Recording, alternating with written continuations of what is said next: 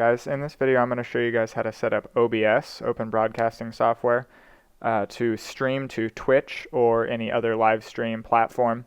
And I'm going to show you how to do this in the most optimal way for those of you who are not partnered with a platform like Twitch.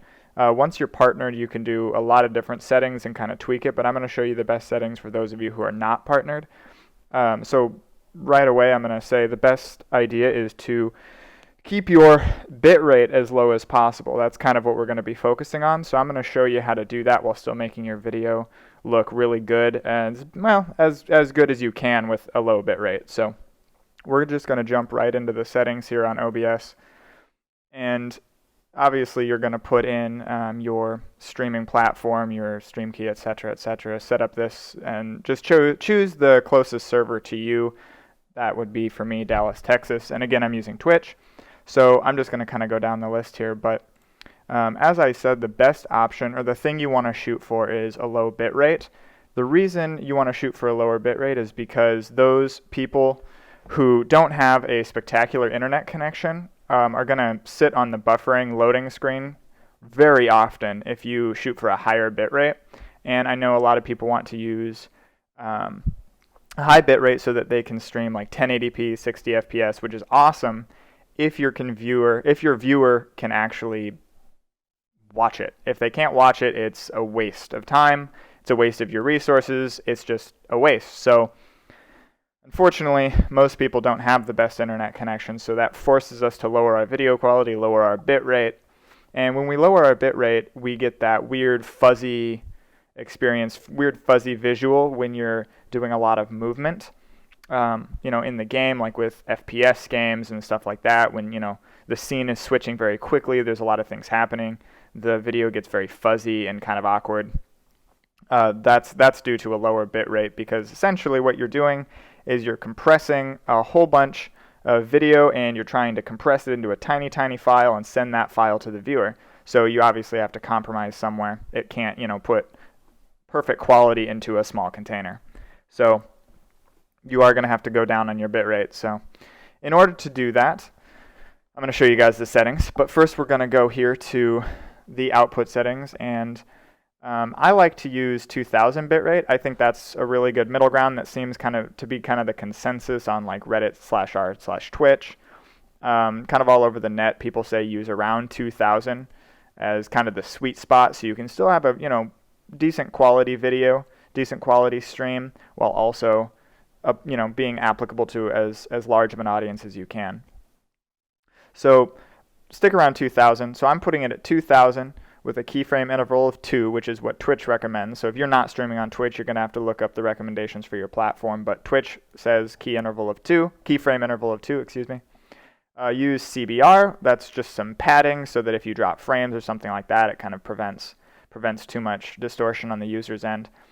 Then you're going to go for the CPU usage preset.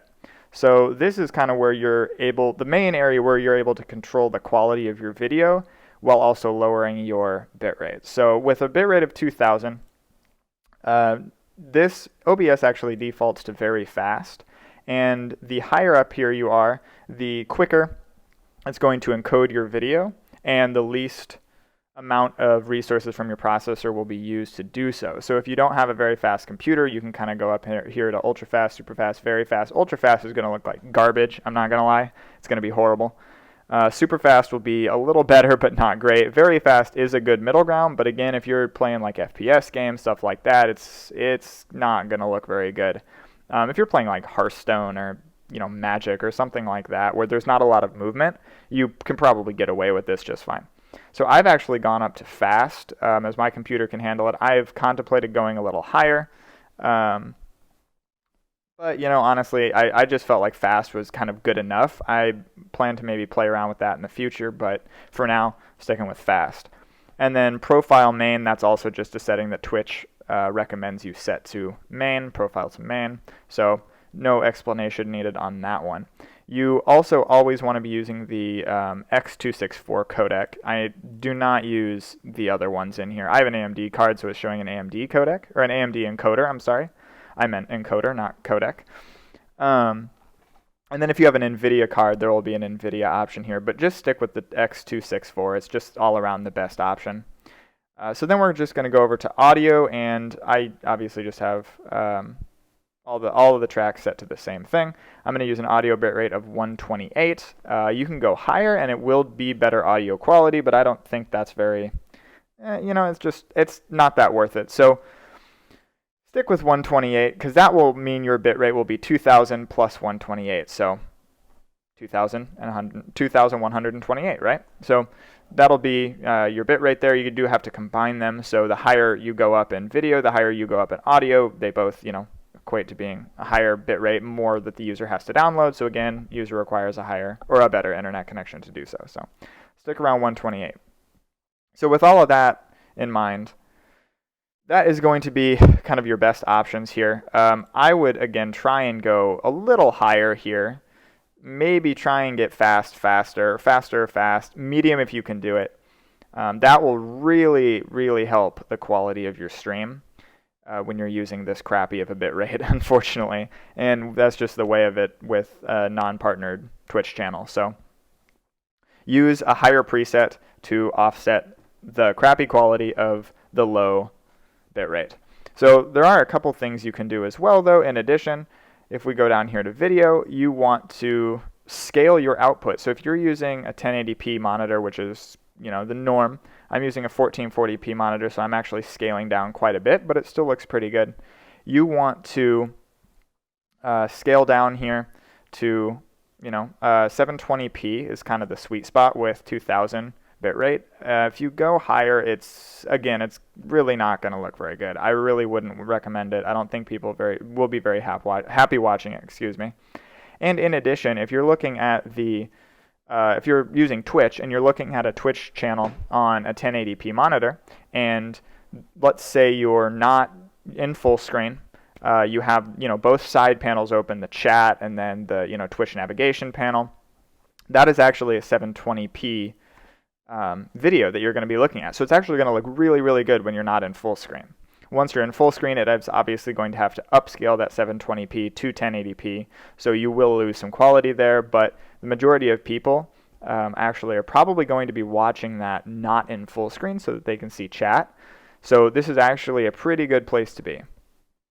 So I would definitely recommend 720p. All of these settings, in addition, will tax your computer a lot less. So with all of these settings, you will be able to increase that CPU preset, as I discussed, to kind of push some more quality into this, into a smaller bitrate. And then the next thing you want to look at is your downscale filter. So I'm using OBS Studio, and OBS Studio has 3 options: bilinear, bicubic, and Lanczos, or however you say that one. And it's essentially the worst, middle, and best. Long story short. But that being said, the bicubic and this last one here, so 16 samples and 32 samples, currently in the current version of OBS, they are actually bugged, and so using those 2 filters will actually make your video seem very off. It will look very weird. Like text will be very edged, kind of have the stair-step effect, where if it's a diagonal line, it'll actually look like a stair-step, stairs instead of a line. Bilinear is going to make it blurrier instead of blocky, but it will be more readable, and it will ultimately be smoother. It will be blurry, but it'll be smoother for the viewer. So actually, you're going to want to use the bilinear downscale with the current version of OBS. I did read a post by OBS, or the makers of OBS or whatever, that in OBS Studio 14 this will be fixed, so you can then use any downscale filter that you want. So if you're watching this video a little later, after it's been posted, then you can probably safely use bicubic 16 samples or 32 samples just fine. So with that all being said, there was a user-generated 32 sample scale that fixed the issues with that kind of stair-step blocky effect, and I'll post that link in the description below, because I'm actually using that right now. So I'm sticking to the 32 samples, and it looks pretty good. It totally fixed that problem of making text damn near unreadable, and it's definitely better than the bilinear scale, or bilinear filter, I'm sorry. So I will post that link if you're so inclined to download that and are a little techie, you want to mess with OBS's files, you can do that. Otherwise, just stick with the bilinear. So on to FPS. Your optimal FPS is most likely going to be 30 FPS. Again, you can try and push that up to 60, but I wouldn't recommend it with the bitrate that we're going to have to be using. As non-partnered streamers, that's just kind of the way it is. You can get away with, with 720p, 30 FPS or 60 FPS, but again, you're trying to encode a larger video and cram it into a smaller container and feed it to the viewer, and it's just not going to look as smooth. I'm sorry, smooth isn't the right word. The quality isn't going to be as good because obviously the 60 FPS will make it quite smooth. So that being said, I would stick with 30 FPS. Just go with that for now. If you can play around with this and find a way to make 60 FPS look good with your game, that's awesome. I personally stream World of Warcraft, and 60 FPS made it look very, very bad. And I liked how smooth it was, but the quality just wasn't there due to the bitrate that we're being forced to use at this point. So with that being said, use the settings as you see here. Downscale it to 720p. Use a downscale filter of bilinear or the custom 32 sample filter, which is in the comments or in the description below, like I said. And then use 30 FPS. So the thing that most people don't seem to talk about in video tutorials or really anywhere on the web for OBS is the Advanced tab and what you want to be doing on the Advanced tab. So there are a few options here, such as the renderer, the color format, color space, and color range that actually are going to play a big role in how your stream looks. It's not going to change the overall quality, like pixel quality of the stream, unfortunately, but it can push your stream over the edge to make it look just a little bit better.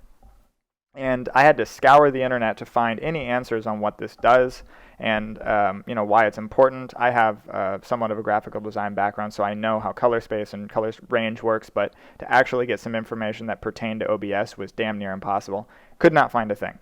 So basically, I just had to play around with it. So what I did is I chose all options that I could. I chose 601 and 709 and partial and full. And I chose all combinations that I could do of that, recorded some video, and then placed it all on the screen simultaneously and looked at the differences.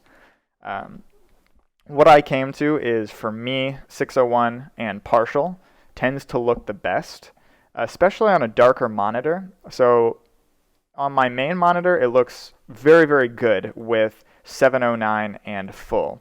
But 601 and partial looked a lot better on my side monitors, which they have they're a little older, they're a little darker, they're just not as quality. So I actually found that was easier to see what was going on in the game to use those settings. That being said, you want to stick with NV12 here for your color format, and then stick with, like I said, I think 601 and partial is the best. So to give you a little explanation about what this does is this is basically the RGB color range. So you can have a partial color range or a full color range, and the full color range will actually make colors a little bit deeper, more truer blacks and stuff like that. But as I said, you kind of run into the issue where some colors are a little bit too dark on specific monitors, and I found, like I said, it was a little bit tricky to see what was going on in the game. It just didn't look light enough. It was very nice colors, but shadows were very prominent and stuff like that, so it made it, I just didn't like it, so I just stuck with partial. And then 709 also is kind of along the same lines. Doing a lot of research on this tells me that these are actually standard definition and HD definition, or standard definition and high definition color spaces. But and the standard one is actually 601, and the HD is actually 709. That being said, again, I found that the colors were just a little too dark for my liking with 709. So I went with 601, but you can play around with this depending on what game you're playing and all of that stuff, and see which one works better for you, what monitor you have as well, how the colors are being displayed, etc. So you can kind of play around with this, but that is kind of a very brief explanation of those things. You will see truer colors and deeper colors with 709 and full, but as I said, when I rewatched VOD of my own stream and watched my own recordings, I found that was a little too over the top. and I liked how it looked. It looked, like I said, colors looked really good, just a little too dark. Kind of didn't really sit right with me, so I just switched it back to 601 and partial. And I'm just rolling with that, and I think that works just fine. So anyways, that is the general tutorial for non-partnered streamers and the best, most optimal setting for Twitch and most other stream platforms as well. Like I said, circling back around, you are going to have to change a couple options, maybe depending on what platform you're streaming to, but 9 times out of 10 people are streaming to Twitch anyway. So this is what you're going to want to be using. Let's see, last things that we might need to cover here. Do not rescale your output here in the Output tab. Leave that unchecked and only rescale your output. Only rescale your output here in the Video tab. Do not rescale it here. It's going to look a lot better, and it's going to be a lot less taxing on your system. So other than that, you can kind of play around, hotkeys, etc. Audio. I'm glad I came back here. I needed to talk about audio. Audio is very simple. Just keep it on stereo, and you can